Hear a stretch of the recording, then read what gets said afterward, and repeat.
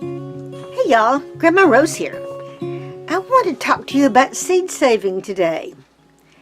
Now, I know a lot of people have done videos on how to save seeds, and I actually did one not long ago on marigold seeds and what to look for and how to tell if a seed is ripe or not.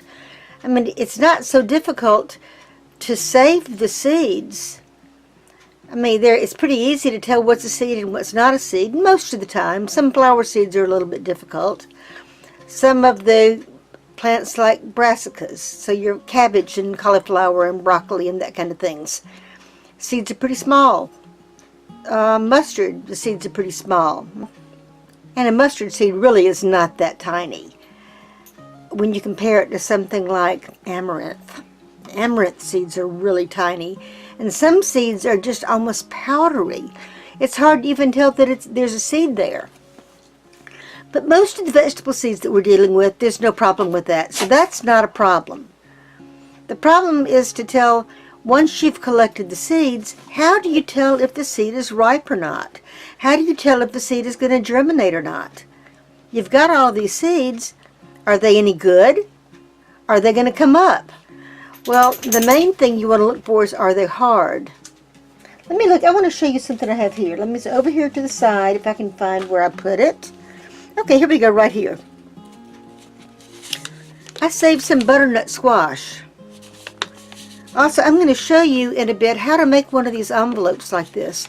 This just looks like a regular envelope, right? They're so easy to make. There's really no excuse, why you cannot have a seed envelope with you all the time. And I'll show you that in a minute. But here's butternut squash. Saved the butternut squash from last year. And I ate one not long ago and I saved the seeds in it. Here we go. So let me pour some of these out.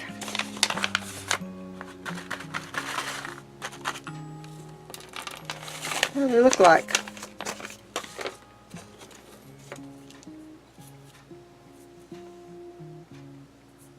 Squash. Well, one thing you want to test, squeeze them. Put them down on the table, push on them. You take your thumb, if you can see this, and you squish it. Hold it hard. What happens? Does that seed feel hard? Does it feel hard? I mean, this seed is small, but when you squeeze it, I mean, there's no give to it. It's hard in the middle. That seed more than likely is a good seed, and it's going to germinate for you. Most people have seen videos already on how to save tomato seeds, how to save cucumber seeds. These are seeds that are wet. When you collect them, they're wet. They'll have a jelly-like substance around them that keeps them from germinating too soon. It protects them from germinating. And you need to remove that jelly substance from the outside of them in order for them to germinate. So, usually what you'll do is you'll take these seeds, you'll scrape it out into a glass of water, or a little bit of water. Put it on there in your windowsill somewhere. Put some water in it. Shake it up and let it sit for a day. Then come along the next day and pour off the stuff that's risen to the top of it. Let it go for another day.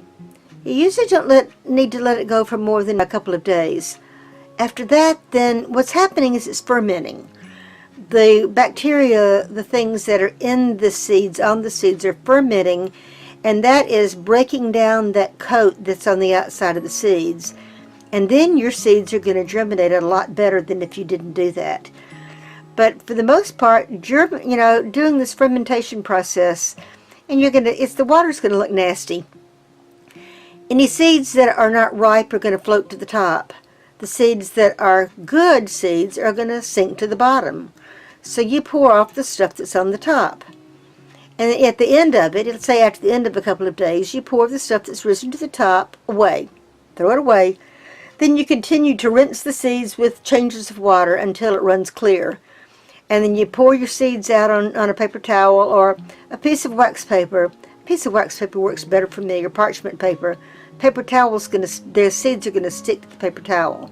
That's not going to hurt anything, and it's just paper. It's going to disintegrate once you plant the seeds. So there. So that's how you ferment. And you can find multitude of videos on how to ferment the seeds online. I don't need to show you how to ferment these seeds online. So let me put these away. I found a chart online. I'm going to show you some more about this in a minute. And it showed how many feet apart or the distance between plants that you need to grow the plants in order to prevent cross-pollination and preventing hybrid plants. And then in another part of this graph, it showed how long the seeds need to be dried before you store them. It showed, what to look for in the seeds and how long it takes for the seeds to dry.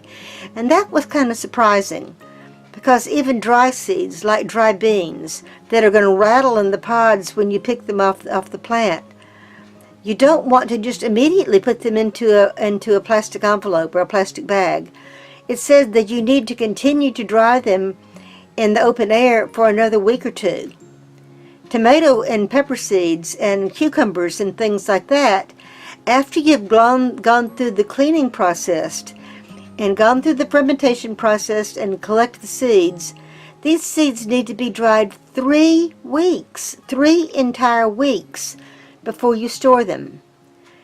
Now, how many times have you saved pepper seeds or saved tomato seeds? After 2 or 3 days out in the air, they feel dry. It's so easy to be tempted to put those seeds after 2 or 3 days in a plastic bag. But according to this chart, after 2 or 3 days, the seeds are not completely dry. So that's why I'm getting ready to show you how to make paper envelopes. So here we go. I showed you this envelope. This is, I'm gonna pour that out. I've got a piece of paper right here, 8.5 by 11 sheet of paper, printer paper. Okay, I'm gonna pour these out on this printer paper and show you what this is. Okay, there's these seeds that I saved. I don't know that this is all the seeds from one butternut squash. Look what I've got.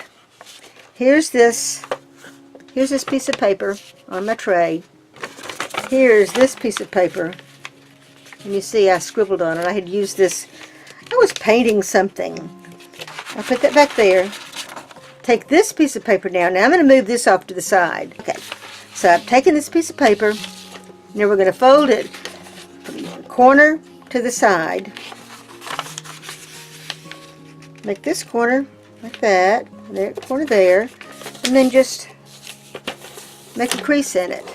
How many times have you done this? Have you ever done origami? The easiest thing to do then at this point is to take a ruler, the edge of your desk, a nail file, a book edge, anything that you've got that's hard and straight. Hold it down on here, find that edge, and then just, this is an old ruler. I mean, you know how old that is. It's got a metal edge along the side of it, which makes it great. Pour it off, tear it off, and you've got a square. Just square piece. You know, we've all done this. Okay, so take this. It's already folded in half. Then what you do is you bend the top end down to the bottom. Best you can. You want to try to get this edge parallel with that edge. And then you want to use your fingers and press that top edge. Easy peasy. Now we're going to bend this corner over to here, this corner over to here. What you have to do is take a piece of this at the top. You want to include a little edge of this, and I usually just pinch it, get a fingernail mark right there, and then just bend it over. Okay, easy. Turn it around and repeat the same thing on this side, making a mark right there with my fingernail. And I'm going to bend it over.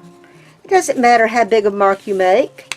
You can make it where the corners overlap completely all the way to the ends. But the main thing you need to do is just make it where this top edge, these edges are going to seal in any seeds that are inside here. And that's all we're doing. There you go. You've got an envelope. That. And you can see here, when you fold this over, the seeds aren't going to fall out. They're going to fall into here. You bend it over. Well, I can't see this. You bend it this way, upside down. They can't fall out the corners. So that's why you want to put these little tabs across the top here. This bottom part here, you can fold all the way over to here, all the way over to here. To close it, all you have to do is take a corner. That edge right there, that corner right here, is open. That. Stick this corner in that corner, pinch it closed, and you've got a closed envelope, and you don't even have to put a piece of tape on it. It's going to stay closed. Now the easy way to put your seeds in this then is at this point, open it up, take that out, and open this slot here. So open it up, open up the top of it, like that, and there's your envelope. Let me see if I can get this to do. There we go. Open this up like so. This is the envelope that has seeds in it. You see the seeds down in there? I can just pour it in. That's it. That's how easy it is. And just close it back up again. How easy is that? Okay, so you're driving in your car. How many times do you have an 8.5 by 11 piece of paper in your car? Not me. What about this? Fred's Dollar Store. You might have that in your car, right? Let's do that. Fold it over. Fold that over. I'm going to tear off this edge. Tear off the edge. Not even really good, just a rough tear. Fold that over. Fold that over. Fold that over. And there you go, and you have a seed envelope to collect those pretty wildflower seeds you found on the side of the road out of the receipt that was sitting in your console of your car. This is why you need to know how to do this. It's so easy. Now another thing, we're talking about the plastic bags, and I know a lot of people like to store their seeds in plastic bags. But like I mentioned a few minutes ago, if your seeds aren't 100% perfectly desiccated, chances are they're going to mold in that plastic bag. So what I do instead, let me find this bag. I'm losing paper on the floor over here. I'm going to have to clean up after myself. Okay, here is a Ziploc bag.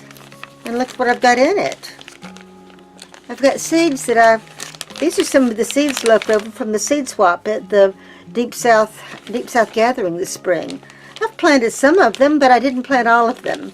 But anyway, like I was saying, we've got this seed envelope, and we've got this seed envelope, and we've got this seed envelope, and this seed envelope. We may have some more. Here's another one right here I made earlier. Do we have anything else? Oh yeah, here's a couple more I made earlier. There's one. Whoops, I just knocked that. It may have to be knocked a little bit. Here's another one I made earlier. I was practicing. Here's another one I made earlier. All of these are paper envelopes. You can put your wet seeds in a paper envelope. Well, I won't say wet. Let's say you've dried them for a couple of days, they feel dry. You can put them in a paper envelope and they're going to continue to dry. They're not going to mildew. And then after that 3 weeks is up, or however long it takes to dry your seeds, then you can take these paper envelopes and you can put them in a plastic bag. Put all of these different size envelopes in this plastic bag. There you go. And there's the seeds that you just collected, or there's the seeds that you traded with somebody. So you can leave them out for a couple of days until they start to feel dry enough that you would ordinarily put them in an envelope. Make a paper envelope for them, label it. You need to have what the name of the plant is. You can't tell black cherry tomato seeds from yellow pear cherry tomato seeds. Tomato seeds look like tomato seeds, and 2 cherry tomato seeds are going to be about the same size. When you grow them next year, you're going to be surprised. It'll be a happy surprise. Is that what you want? Nah. You want to know what's in that envelope, so be sure that you write on the outside of the envelope. And that's the great thing about using a paper envelope rather than a plastic envelope. You can write on it with a pencil. You can write on it with a ballpoint pen or anything you want to write on it with, and the writing is going to stay on it. A plastic bag, unless it's got an area like this, that you can write on, it's going to be hard to write on it with anything. So use a paper envelope, then store them later on in a plastic bag. You can stick that in your refrigerator, wherever you want to save it, and it's going to be fine. And you're not going to have to worry about spilling something on it and the paper envelope getting wet, destroying the seeds that are inside it. So for everybody who likes to store their seeds in plastic bags because they are afraid that they're going to spill something on them and they're going to destroy those seeds, then save them first in the paper envelope and then put them in the plastic bag. So there we go. I have talked enough about seed saving. Now there are plenty of places I can show you more about how to save seeds, and if you want me to show you more about how to save seeds, I will be happy to show you how to save seeds. But there are so many people that have already done it. Do I need to reinvent the wheel? So, here we go. Here's Seed Saving 101. Maybe 201. Seed Saving 201. This is sophomore level. That's it. Now you know how to store your seeds after you have already saved your seeds. There you go. Bye, y'all. See you next time.